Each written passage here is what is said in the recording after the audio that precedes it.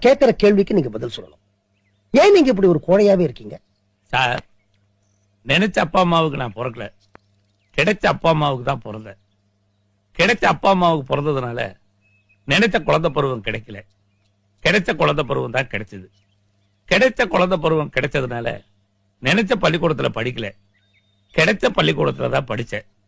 கிடைச்ச பள்ளிக்கூடத்துல படிச்சதுனால நினைச்ச உத்தியோகம் கிடைக்கல, கிடைச்ச உத்தியோகம் தான் கிடைச்சது. கிடைச்ச உத்தியோகம் கிடைச்சதுனால நினைச்ச பொண்டாட்டி கிடைக்கல, கிடைச்ச பொண்டாட்டி தான் கிடைச்சா. அதுக்கப்புறம் என்னால எப்படி சார் வீரனா இருக்க முடியும்? வடிவேலு, இவர் சொன்னது ஏதாவது புரிஞ்சுதா? நினைச்ச மனுஷனை நீங்க கொண்டு உட்கார வைக்கல, கிடைச்ச மனுஷனை தான் உட்கார வச்சிருக்கீங்க. கிடைச்ச மனுஷனை உட்கார வச்சதுனால நீங்க நினைச்சபடி அவரால் பேச முடியாது.